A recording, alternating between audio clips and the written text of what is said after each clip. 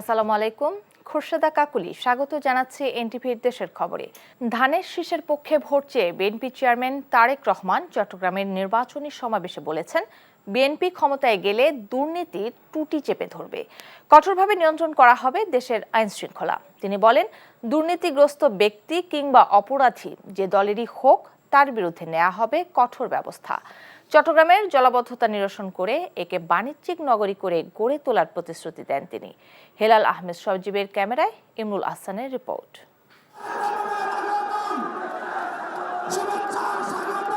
বন্দরনগরী চট্টগ্রামের polo ground ময়দান পরিণত মানুষের সমুদ্রে, মানুষে মানুষে উত্তাল সমাবেশী স্থল। বারুয়াউলিয়ার পূর্ণভূমিতে দাঁড়িয়ে লাখো জনতার উদ্দেশ্যে তারেক রহমান বলেন, ৭১-এর স্বাধীনতাকে রক্ষা করেছে ২৪-এর ছাত্র জনতার গণ অভ্যুত্থান। মানুষ পেয়েছে কথা বলার অধিকার। আওয়ামী লীগ স্বৈরাচার ভোটের অধিকার কেড়ে নিয়েছিল উল্লেখ করে তিনি বলেন, ১২ই ফেব্রুয়ারির ভোট নিয়েও চক্রান্ত থেমে নেই। বিগত ১৫ বছর যেভাবে আপনাদের রাজনৈতিক এবং অর্থনৈতিক অধিকার ছিনিয়ে নেওয়া হয়েছিল, সেরকম একটি ষড়যন্ত্র আবারও শুরু হয়েছে। আপনাদের প্রতি আমার আহ্বান, এই ষড়যন্ত্র সম্পর্কে সকালে সজাগ থাকবেন। এবার তাহাজ্জুদের নামাজ পড়ার জন্য উঠতে হবে, তাহাজ্জুদের নামাজ পড়বেন এবং ভোট কেন্দ্রের সামনে গিয়ে যার যেই ভোট কেন্দ্রের সামনে গিয়ে ফজরের নামাজ জামাত করে আদায় করবেন এবং তারপরে লাইন দিয়ে ভোটের জন্য দাঁড়িয়ে যাবেন যখনই ভোট কেন্দ্র খুঁজে পারবেন। ইনশাআল্লাহ ১২ তারিখে যাতে কেউ কোনোভাবে আপনাদের ভোটের অধিকার কেড়ে নিতে না পারে সেই ব্যাপারে সদা সতর্ক দৃষ্টি রাখবেন। ইনশাআল্লাহ সতর্ক থাকবেন। ধানের শীষে ভোট চেয়ে সুশাসন প্রতিষ্ঠার প্রতিশ্রুতি দেন তারেক রহমান। দুর্নীতির বিষয়ে জিরো টলারেন্সের কথা বলেন তিনি। এই দেশের জনগণ, এই দেশের মানুষ যদি বিএনপির পাশে থাকে, ইনশাআল্লাহ আগামী দিনে আমরা একইভাবে কঠোর হস্তে দেশের আইন শৃঙ্খলাকে নিয়ন্ত্রণ করব।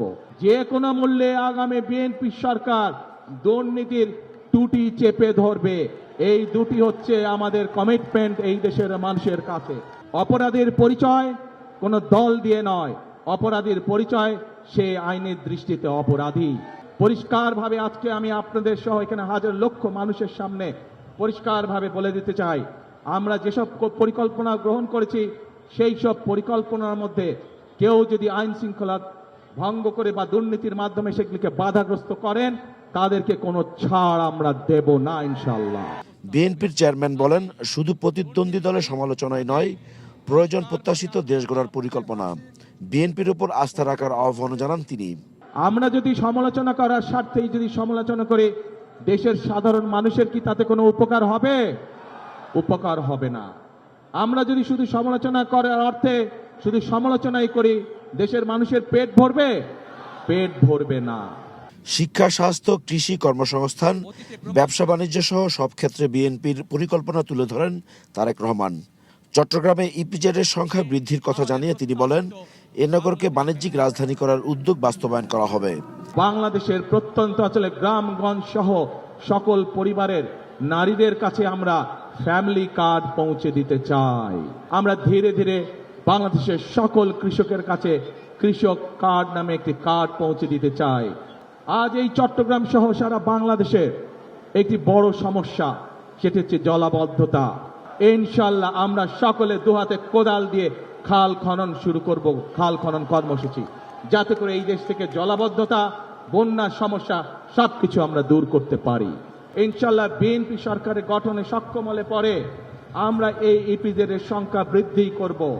বাণিজ্যিক রাজধানী খালেদা জিয়ার সেই উদ্যোগ যত দ্রুত সম্ভব আগামী বিএনপি সরকার সেটিকে বাস্তবায়ন করবে। আজ আরো কয়েকটি নির্বাচনী জনসভায় বক্তব্য রাখবেন তারেক রহমান। অনেক ইতিহাসের ইমরুল আহসান, এনটিভি নিউজ, চট্টগ্রাম। কাল কুষ্টিয়া, মেহেরপুর, চুয়াডাঙ্গা ও ঝিনাইদহে যাবেন জামায়াত ইসলামীর আমির ডাক্তার শফিকুর রহমান। বক্তব্য রাখবেন নির্বাচনী জনসভায়। এ নিয়ে উচ্ছ্বসিত নেতাকর্মীরা। প্রচারণায়ও ব্যস্ত তারা। এ উপলক্ষে দুপুরে কুষ্টিয়া প্রেস ক্লাবে সংবাদ সম্মেলন করে জেলা জামায়াত। এ সময় কুষ্টিয়া ২ আসনের দলের প্রার্থী আব্দুল গফুর সহ অন্যরা উপস্থিত ছিলেন। তিনি জানান, আগামীকাল সকালে শহীদ আবরার ফাহাদ স্টেডিয়ামে নির্বাচনী সমাবেশে প্রধান অতিথির বক্তব্য রাখবেন জামায়াত ইসলামের আমির ডাক্তার শফিকুর রহমান। কুষ্টিয়া, মেহেরপুর, চুয়াডাঙ্গা ও ঝিনাইদহ সফর এবং সমাবেশ সফল করতে মঞ্চ তৈরি সহ সার্বিক প্রস্তুতির কথা জানিয়েছেন জামায়াত নেতারা। ত্রয়োদশ সংসদ নির্বাচনকে সামনে রেখে দেশ জুড়ে জমে উঠছে নির্বাচনী প্রচার। গণসংযোগ, লিফলেট বিতরণের মাধ্যমে সর্বস্তরের ভোটারের কাছে যাচ্ছেন প্রার্থীরা, দিচ্ছেন নানা প্রতিশ্রুতি। আহমেদ শরীফের ডেস্ক রিপোর্ট। ঠাকুরগাঁও শহরের চেরাডাঙ্গি মাঠে নির্বাচনী গণসংযোগ করেছেন বিএনপি মহাসচিব মির্জা ফখরুল ইসলাম আলমগীর। এ সময় তিনি সব ভোটারদের, বিশেষ করে হিন্দু সম্প্রদায়ের ভোটারদের নির্ভয়ে ভোট কেন্দ্রে গিয়ে যাকে খুশি তাকে ভোট দেওয়ার আহ্বান জানান। হিন্দু ভাইদেরকে, পরিষ্কার ভাই বোনদেরকে বলতে চাই, ভয় পাবেন না, আপনারা নির্ভয়ে ভোট কেন্দ্রে গিয়ে যাকে খুশি তাকে আপনারা ভোট দিন, কিন্তু ভোট কেন্দ্রে যাবেন, এটা আপনাদের অধিকার। খুলনা ৫ আসনের ষোলোয়া বাজারে নির্বাচনী সমাবেশ করেছেন জামায়াতে ইসলামের সেক্রেটারি জেনারেল মিয়া গোলাম পরোয়ার। এ সময় বিএনপির ফ্যামিলি কার্ড, কৃষক কার্ড পরিকল্পনা নিয়ে প্রশ্ন তোলেন তিনি। মানুষ হলো দেশে 18 কোটি, বলে আমরা 50 কোটি কার্ড, তার মানে মিথ্যে কথাও তো ডক করে বুঝিয়ে ওরা কি বলে, ওরা ঠিক সমস্ত ভুয়া চেষ্টা। বাংলার মানুষেরা তো বোকা নেই। কক্সবাজার ২ আসনের জামায়াতে ইসলামের প্রার্থী হামিদুর রহমান আজাদ কুতুবদিয়া উপজেলার বড়ঘোপ ইউনিয়নে গণসংযোগ ও পথসভা করে সেখানকার জনজীবন ও অর্থনীতি উন্নয়নের আশ্বাস দেন।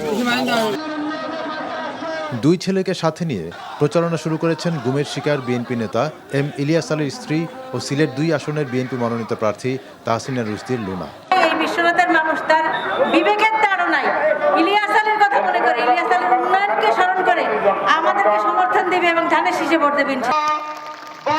এছাড়া মাগুরা, সুনামগঞ্জ, মৌলভীবাজার, নোয়াখালী, চাঁদপুর, জয়পুরহাট সহ দেশের নানা প্রান্তে চলছে প্রার্থীদের নির্বাচনী প্রচারণা। আহমেদ শরীফ, এনটিভি নিউজ ডেস্ক।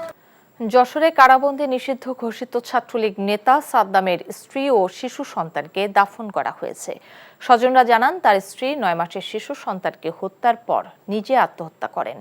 স্ত্রী সন্তানের মরদেহ দেখার জন্য সাদ্দামকে প্যারোল দেয়া হয়নি বলে সামাজিক যোগাযোগ মাধ্যমে এর নিন্দা করে অনেকেই। তবে জেলার জানান, তার প্যারোলের জন্য কেউ আবেদন করেননি। বিস্তারিত জীবন আহমেদের ডেস্ক রিপোর্টে।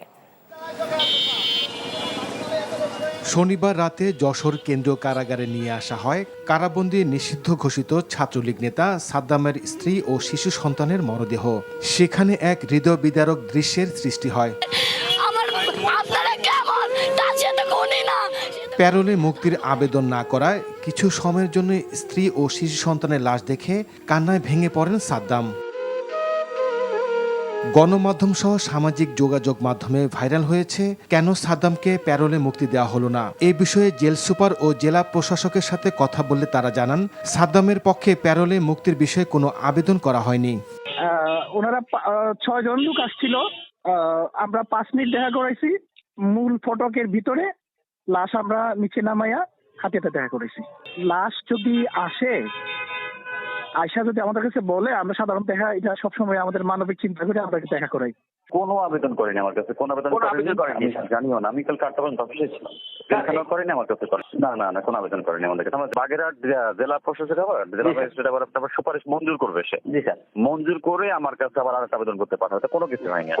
পরে রাতে মরদেহ নিয়ে যাওয়া হয় বাগেরহাট সদরের সাবেকডাঙ্গা গ্রামে। সেখানে পারিবারিক কবরস্থানে মা ও শিশুকে দাফন করা হয়।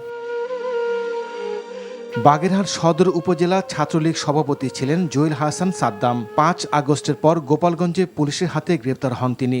সম্প্রতি সব কয়টি মামলায় জামিন পাওয়ার পর কারা ফটকের সামনে তাকে পুনরায় গ্রেফতার করা হয়। এক পর্যায়ে হতাশায় মানসিকভাবে ভেঙে পড়েন তার স্ত্রী সুবর্ণা। 23 জানুয়ারি দুপুরে প্রথমে 9 মাসের শিশু সন্তান নাজিমকে হত্যা করে নিজেও আত্মহত্যা করেন। Jibon Ahmed, NTV news desk. শরীয়তপুরের পুলিশ সুপার রনক জাহানকে নির্বাচনী দায়িত্ব থেকে অব্যাহতির দাবিতে নির্বাচন কমিশনে আবেদন করেছেন ভেদরগঞ্জ উপজেলার মোয়াজ্জেম হোসেন মিলন নামের এক ব্যক্তি। অভিযোগে বলা হয়, রনক জাহান একটি রাজনৈতিক দলের পরিবারের সদস্য। তার আপন চাচা নেত্রকোনা থেকে এবার সংসদ নির্বাচন করছেন, তাই আগামী নির্বাচনে তিনি পক্ষপাতিত্ব করবেন বলে আশঙ্কা করছেন। এ কারণে তাকে সকল প্রকার নির্বাচনী দায়িত্ব থেকে অব্যাহতি দিতে নির্বাচন কমিশন বরাবর আবেদন করা হয়েছে।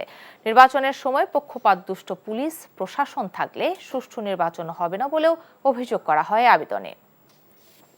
বগুড়ায় বিমান বাহিনীর ফ্লাইং ইনস্ট্রাক্টরস স্কুলে ৬৬তম কোর্সের সনদ বিতরণ করা হয়েছে। এ সময় বাহিনী প্রধান air chief marshal Hasan Mahmud Khan বলেন, প্রশিক্ষণার্থী কর্মকর্তারা উড্ডয়ন প্রশিক্ষকের দলে অন্তর্ভুক্ত হয় আকাশ প্রতিরক্ষায় ভবিষ্যৎ প্রজন্মকে দক্ষতার সাথে গড়ে তুলতে সহায়তা করবেন।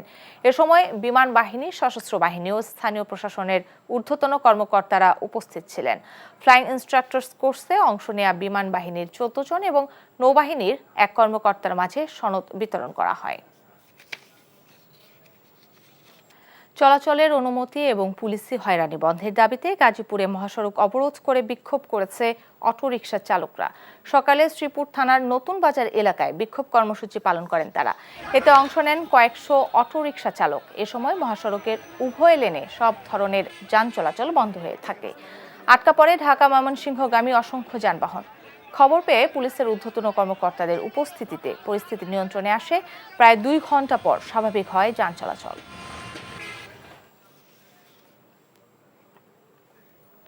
খেলার খবর। সুনামগঞ্জের জগন্নাথপুর উপজেলায় আরাফাত রহমান কোকো স্পোর্টসিং ক্লাব এবং সোনার বাংলা স্পোর্টসিং ক্লাব কুবাজপুরের মধ্যে প্রীতি ফুটবল ম্যাচ অনুষ্ঠিত হয়েছে। রানীগঞ্জ ইউনিয়নের কুবাজপুর পশ্চিমের মাঠে নির্ধারিত সময়ের খেলা গোলশূন্য ড্র হয়। সকালে প্রীতি ফুটবল ম্যাচের উদ্বোধন করেন আরাফাত রহমান কোকো স্পোর্টিং ক্লাবের প্রতিষ্ঠাতা সভাপতি যুক্তরাজ্য প্রবাসী দুলদুল বাড়ি। পরে প্রীতি ফুটবল ম্যাচের ট্রফি এবং দুলদুল বাড়িকে সম্মাননা ক্রেস্ট প্রদান করা হয়।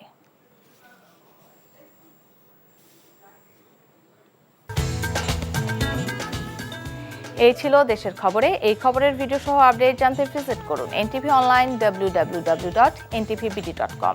এছাড়াও এনটিভি জনপ্রিয় সব অনুষ্ঠান ও খবরের আপডেট জানতে ভিজিট করুন আমাদের ইউটিউব ও ভেরিফাইড ফেসবুক পেজ। 6টায় ইভিনিং নিউজ দেখার আমন্ত্রণ রইল। ধন্যবাদ সবাইকে।